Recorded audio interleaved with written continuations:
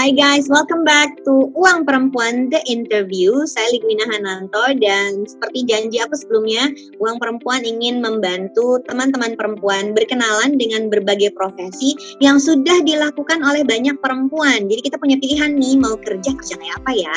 Tapi lagi pandemi COVID sehingga interviewnya harus pakai aplikasi kayak gini. Dan untuk memperkenalkan tamu aku berikut ini, yuk kita lihat dulu foto-foto berikut ini.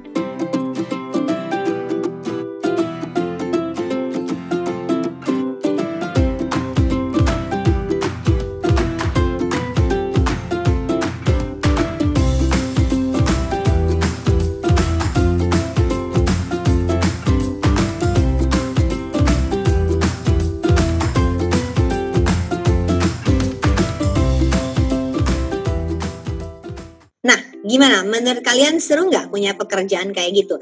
Bisa mendekor dari acara kecil yang untuk ulang tahun anak sampai acara brand-brand besar di luar kota. Untuk bisa melakukan seperti itu, ternyata itu membutuhkan banyak komitmen, banyak orang yang kerja bareng, dan tentu saja kreativitas yang sangat tinggi. Yuk kita sambut, ini teman aku, tetangga aku, dia tinggalnya di balik tembok itu. Ini adalah Ola Harika. Hai Ola. Hai, aku Ola Harika dari Little Thoughts Planner. Nah, Ola ini adalah seorang party decorator, set decorator kali ya lah, udah bukan cuma party lagi ya. Dan dia punya bisnis yang menurut aku seru banget, Little Thoughts Planner, dan kita hari ini akan ngobrol-ngobrol bareng sama Ola. Ola, tolong ceritain dong sebetulnya Ola itu pekerjaannya apa? Ola ini adalah ownernya Little Thoughts Planner, tapi apa sih sebetulnya Little Thoughts Planner yang hits banget di Instagram itu? Jadi Little Thoughts Planner itu awalnya aku dirikan pada saat ulang tahun anakku yang pertama, Kalika. Nah, dari ulang tahun pertama itu aku mendekor semuanya sendiri. Waktu itu zaman Twitter 10 tahun lalu, setiap apa yang aku dekor, aku posting di Twitter, terus baru mulai Instagram.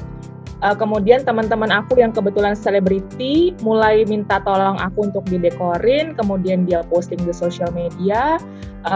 Mulai dari situ langsung kayak beberapa selebriti kayak ngikutin aja gitu, oh ya mau didekor sama Ola. Jadi the power mouth to mouth aja sih awalnya. Lama-lama saya nggak nyangka sih bakal bisa sebesar ini. Jadi sekarang udah nggak megang kids party aja, udah ke awalnya dari dekor ultah anak, tapi kayaknya sesudah itu ada bank BUMN, startup internasional. Jadi ngerjainnya tuh udah nggak cuma dekor-dekor ulang tahun anak dong. Ya benar. Jadi selama udah 10 tahun ini mulai berkembang, tapi aku mulai menikmati itu setelah 5 tahun. Jadi 5 tahun masih up and down, masih kayak mencari jati diri.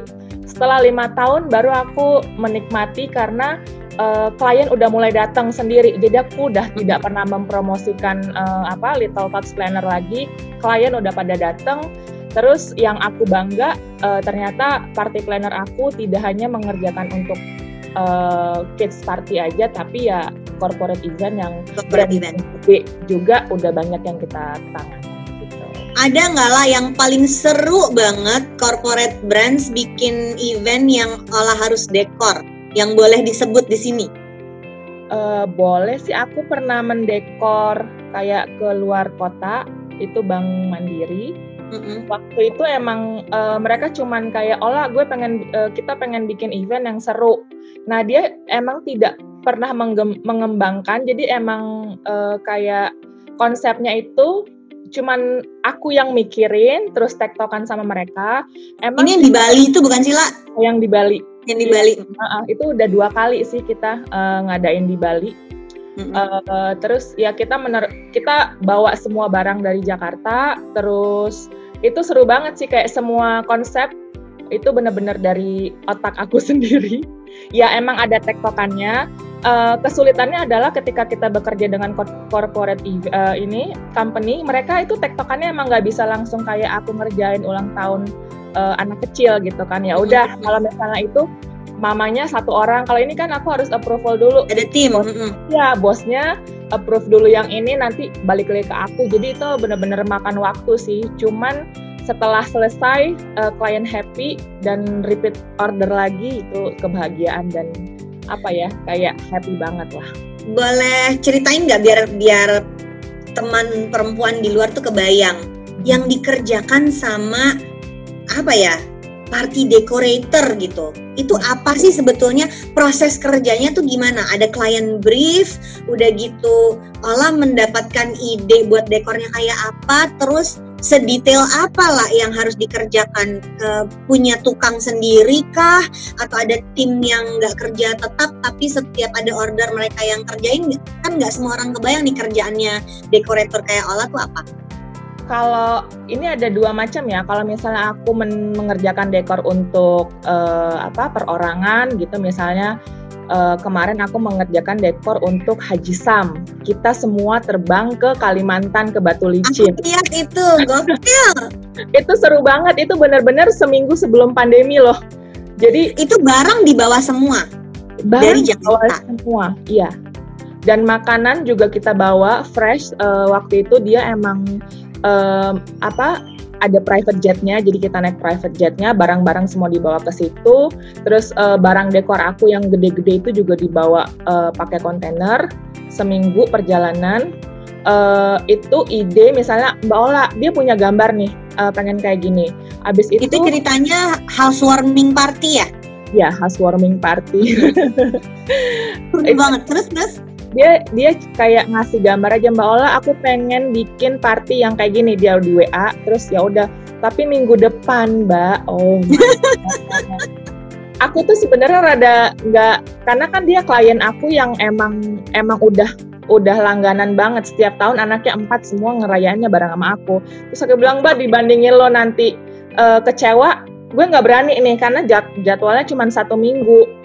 Terus akhirnya aku menolak, dibilang ya udah Mbak Ola, lo kapan bisanya gue ngikutin jadwal lo. Berarti aku udah segitunya gitu. Ya udah akhirnya aku dia percaya betul ya sampai Ola dari konsep sampai eksekusi ya. Iya, dia udah sepercaya itu sampai ya udahlah, aku nggak mau ngecewain klien aku juga. Akhirnya selama 3 hari aku nggak tidur terus harus kan itu bukan pekerjaan gampang dong, kita harus make sure semua barang yang kita bawa dari Jakarta aman sampai di sana. Balik lagi ke sini juga aman, karena kan kita bawa piring, kita bawa cutleries, kita bawa semuanya perintilan dari sini. Jadi itu yang aku cuma nelpon-nelponin orang, kayak pengiriman, semua aku aturin konsep, terus ngaturin semua perintilan dan konsep, dan aku harus ke sana waktu itu. Aku nggak bisa ke sana untuk ngelihat venue-nya. Akhirnya aku dikasih salah satu kontaknya di sana dan aku video call berkali-kali untuk make sure barang yang aku bawa itu bisa masuk. Taruh di mana dulu? Ya. Jadi secara otak aku mikir ya sambil menerawang-nerawang, oh ya ini di sini nih, di sini, karena barang itu duluan nyampe daripada aku. Gitu. Malahnya datangnya kapan? H-min berapa? H-2. H-2. Oke, jadi sebenarnya practically cuma punya 2 hari buat betul-betul ngedekor. Iya. Rasanya kayak apa lah? Rasanya sih deg-degan banget, tapi aku kebiasaan kayak setiap event aku selalu ada di situ. Karena kan semua orang kalau lagi ada event tegang kan pasti. Jadi aku selalu berusaha untuk ada di sebelah klien lah sepanjang acara gitu. Jadi misalnya, Mbak, ini gimana, aman nggak? Aman. Jadi emang seperti I.O. yang ada di sebelah klien terus gitu. Mungkin karena mereka nyaman, bisa ya percaya sama aku lah gitu. Apa sih yang bikin mereka suka banget sampai terus-terusan order repeat lagi sama Ola? Ada desain khususnya kah? Atau karena Ola detail banget kah? Atau emang selalu ada properti baru gitu yang selalu ngetren? Apa yang kayaknya paling bikin orang repeat order?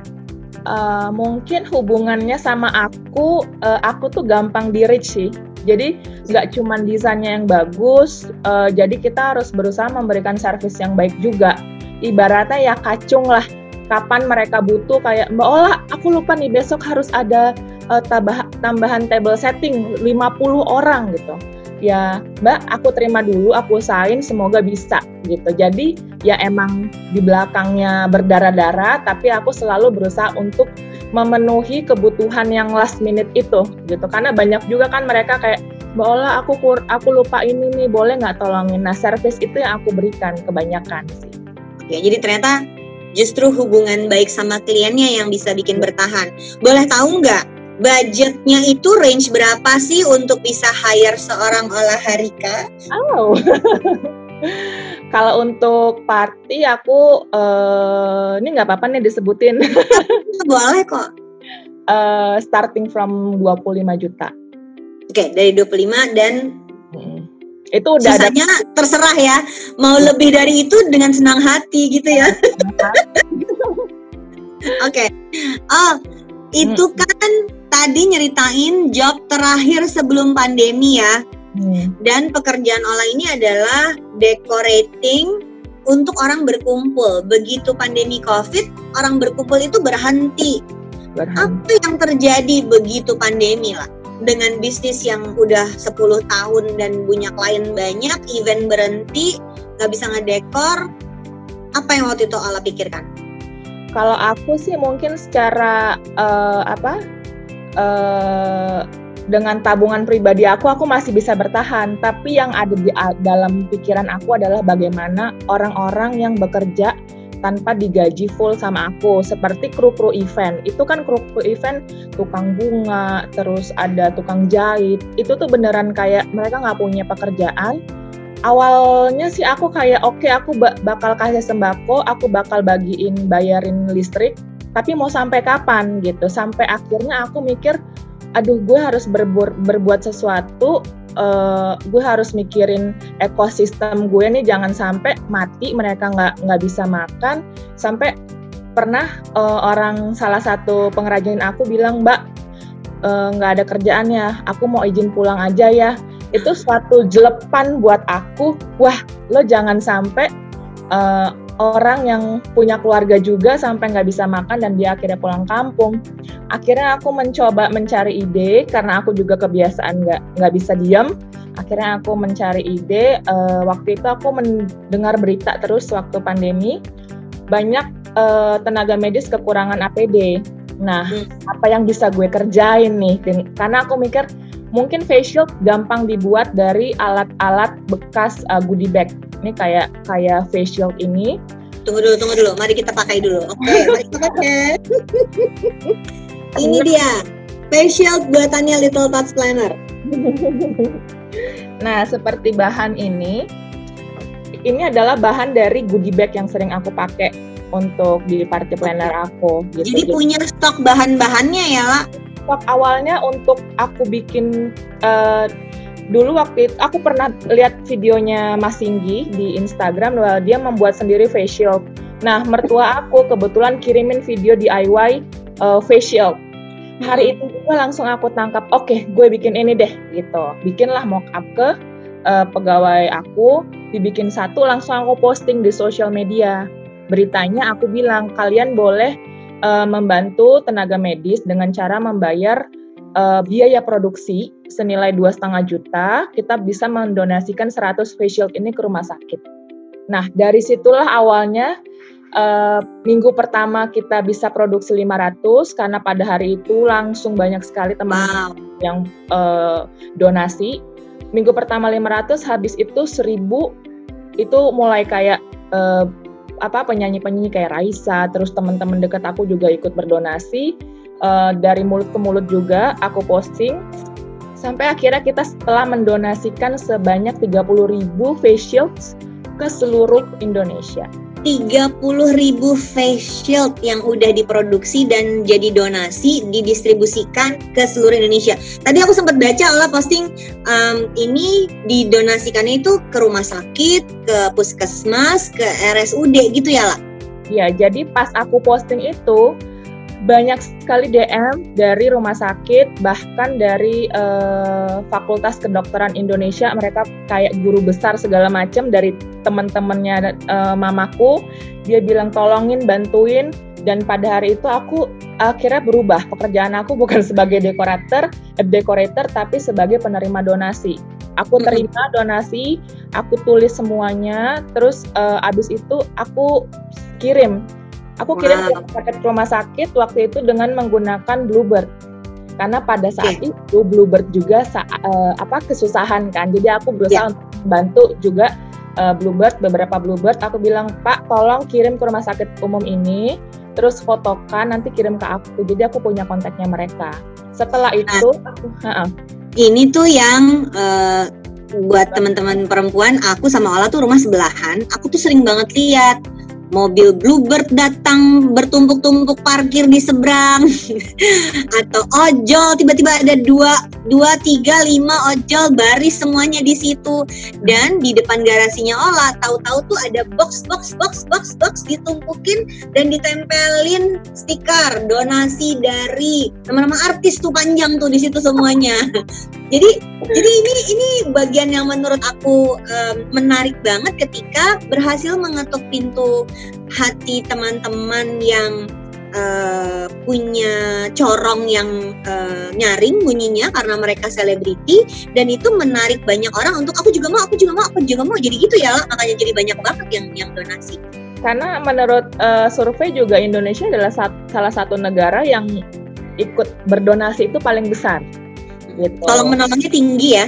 Ya, jadi kayaknya ini adalah momen yang sangat baik gitu. Akhirnya banyak teman selebriti juga yang mau berdonasi, dan karena pada saat itu juga menurut aku pemerintah belum siap. Jadi pemerintah juga ya udah, mereka juga bakal mensupport aja kalau misalnya ada orang-orang yang secara mandiri memproduksi face shield dan disebarkan ke seluruh rumah sakit yang membutuhkan gitu. Face shield yang dikirim ke rumah sakit tentu saja nggak bling-bling begini kan, Lah? Enggak dong. jadi seru banget ketika tiba-tiba dapat kiriman. Sebagai tetangga aku beruntung sekali dapat kiriman, dan abis lebaran tuh kompleks kami yang cuma 9 rumah ini bikin block party tapi social distancing. Jadi semua anak-anak harus pakai masker, Ola bagi-bagiin juga face shield. Tapi face shieldnya tuh nggak main-main, benar-benar bling-bling. Ini kalau teman perempuan lihat ya, ini mengkilat, dan ini nggak cuma satu warna, ada banyak warna. Tuh yang Ola pegang biru metalik, aku goldy, di bawah aku punya yang silver sama yang hitam. Jadi kalau suamiku pakai yang gini dia stres, jadi dia dikasih yang warna hitam. Dan ada ukuran anak yang ini kan untuk orang-orang dewasa, ada ukuran anak, jadi yang ini kecil yang di kepala anakku tuh muat. Lah, kalau itu tadi kan ceritanya didonasi, yang kayak gini tuh sekarang jadi dijual apa gimana? Jual, aku jual di marketplace di salah satu platform. Di Tokopedia apa di mana? Di Tokopedia ya. Oke. Jadi kalau sekarang nih teman perempuan ada yang nonton dan berpikir aku harus punya face shield yang bling-bling kayak tadi dipakai sama Ola Harika, dia di Tokopedia carinya apa? Little Thoughts Planner. Cari Little Thoughts Planner, jadi udah ada tokonya. Itu toko sebelumnya ada nggak, Lah? Nggak ada, itu ada. Jadi ini banting setir ya, banting setir. Tadinya dekor, orang datang mau nyari Ola Harika buat dekor. Sekarang ada tokonya. Iya. Apa yang berubah, Lah, dari cara kerja dengan punya toko di Tokopedia? Ola Harika yang biasanya mempunyai klien kelas A, sekarang punya klien kelas A, B, C, D, seperti Mbak Likwina pernah. Oh iya, ini buat yang belum paham, jadi klien itu kita suka bagiin pembeli itu ada A, B, C, D.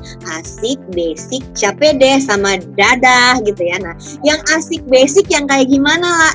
Asik basic tuh ya klien-klien Little Thoughts ya, karena kebanyakan mereka ya udah Mbak Ola, gue punya budget, lo kerjain terserah gitu. Komplain itu enak tuh. Komplain itu jarang banget gitu, jarang sekali gitu. Karena aku juga sangat takut banget akan komplain, jadi sebisa mungkin aku akan jaga. Nah, ketika aku mulai berjualan face shield di Tokopedia, itu banyak sekali, Mbak, bahannya jelek banget ya gitu. Padahal 100 review ada satu yang ngomong bahannya kayak kertas plastik fotokopi, jelek banget, berbayang, ini. Oke, maaf ya Mbak. Nah, kemudian ada yang komplain yang kayak aku harus menjawabin semua satu-satu kan Mbak, gitu. Karena kita kalau udah berjualan di e-commerce review itu penting banget. Ya, review itu adalah Tuhan. Iya. Itu menentukan rating toko soalnya kan. Iya, dan untungnya ya cuman ada 1-2, tapi aku harus berusaha untuk menjawab semua komplain gitu, dan kita harus TikTok, kita harus benar-benar membalas chatnya mereka lah gitu. Kalau kita misalnya tidur gitu, ih kok nggak dibalas sih mbak, halo punya hati gitu, ya maaf ya tokonya juga tutup, adminnya juga tidur gitu, jadi mereka Mimin harus tidur, enggak, Mimin harus bangun 24 jam untuk menjawab halo satu face shield ini dijual dengan harga berapa lah? 60.000. Tapi karena aku tidak mau ribet gitu, akhirnya aku membuat satu paket isi 5. Karena boxnya juga box gede gitu, jadi lebih aman pengiriman. Biar nggak satu-satu gitu orang beli ya. Satu-satu aku ngurusin jadi Mimin juga repot kan gitu. Terus nanti belum komplainnya gitu. Akhirnya ya udah aku hire satu Mimin setelah 1,5 bulan berjualan karena Mimin ini tidak kuasa. Sanggup. Mimin harus jawab terus bahkan saat tidur. Lah, selain face shield, dan kayaknya face shield ini kan masih terus jalan ya. Perhatiin donasi-donasi masih jalan. Pembelian Tokopedia pun jalan, tapi selain ini aku sempat lihat Ola bikin kerdus yang bisa dibuka dan tahu-tahu berubah jadi dekor untuk mainan di rumah. Menurut aku itu lucu banget. Kemarin ada fotonya anak-anaknya Ola di Instagram bersama card box yang ternyata begitu dibuka-buka jadi istana boneka gitu. Itu apa lah? Itu kayaknya satu breakthrough baru.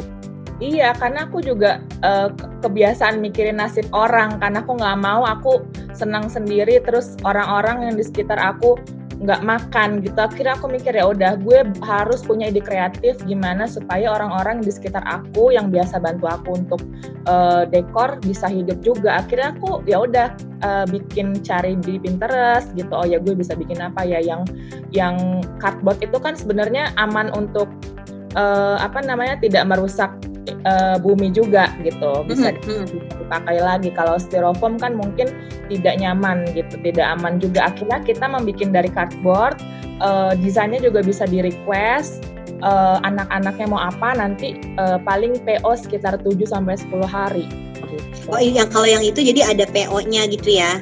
Ya, karena kan nggak semua orang mau si castle-castlean si cewek. Ada orderan juga maunya pirates ya Mbak Ola. Oke, aku bikin. Oke. Jadi akhirnya niat ngedekornya tuh tetap bisa jalan walaupun social distancing ya. Kita kirim ke rumahnya, dia buka-buka nanti berubah jadi castle, nanti berubah jadi perahunya pirates gitu. Jadi anak-anak karena udah bosan di rumah ya udah ibunya ya belilah si paket ini untuk anak-anak bisa tetap main di dalam rumah gitu. Oh, that's a very very interesting idea. Jadi walaupun bisnisnya sangat mengandalkan orang berkumpul, ternyata Little Thoughts Planner jadi punya cara-cara untuk bisa bertahan selama pandemi COVID ini. Ya. Kalau ada harapan, Ola punya harapan apa? Ya, semoga vaksinnya cepat ditemukan sih. Sesenang-senangnya kita berjualan, tapi kalau misalnya, karena nggak semua orang punya kesempatan kayak aku gitu. Masih banyak orang di luar kayak masih banyak yang nggak makan, kayak MC yang aku suka pakai party aja bilang, Bu, aku belum bayar uang kos-kosan dan aku harus bantu. Kan nggak mungkin, ya mereka buat bayar uang tempat tinggal gitu. Karena untuk makan hari-hari juga yang ada aku kayak sering nangis gitu, aduh gimana ya mikirin nasib orang gitu. Cuman kan aku punya keterbatasan untuk membantu. Ya aku sebisa mungkin dengan ide kreatif aku membuat sesuatu yang bisa membantu ekosistem aku juga gitu. Ya dengan cara menjual face shield nanti aku bisa bikin party.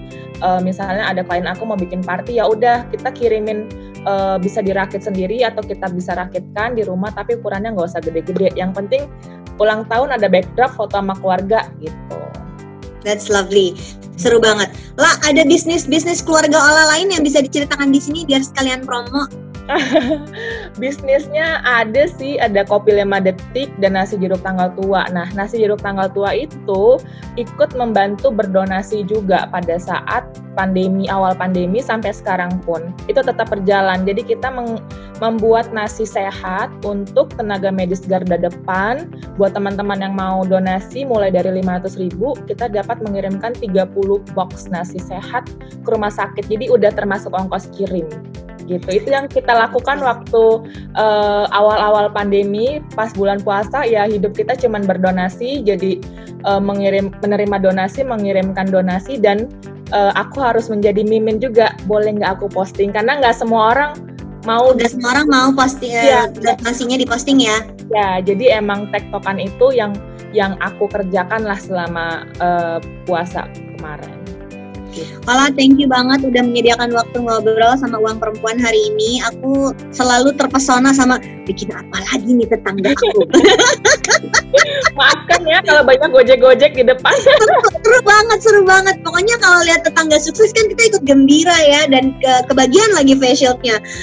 Buat teman perempuan silahkan lihat di Little Thoughts Planner, ada Instagramnya. Juga nasi apa tadi lah? Nasi jeruk tanggal tua. Nasi jeruk tanggal 2 dan kopi 5 detik. Yes. Ya, itu ada 3 bisnis Ola dan suaminya Riri Mestika. Dan dengan berbisnis pada saat pandemi COVID semua orang susah, salah satu strategi yang mereka pakai adalah memanfaatkan niat orang untuk berdonasi. Bukan menggunakan donasinya untuk diri sendiri, tapi nih ada yang bisa aku siapkan buat kalian berdonasi, ayo kita sama-sama berdonasi. Dengan begitu bisnisnya bisa bertahan tapi juga bisa membantu orang banyak. Jangan lupa kita nggak bisa bertahan sendirian, kita mesti bertahannya sama-sama dengan orang-orang lain karena kita tidak hidup sendirian. Ola Harika, terima kasih sudah ngobrol hari ini. Semoga terus bisnisnya, dan nanti kalau ini tayang aku kasih linknya ya. Thank you everybody, makasih Ola. Sampai jumpa lagi di Uang Perempuan The Interview. Bye.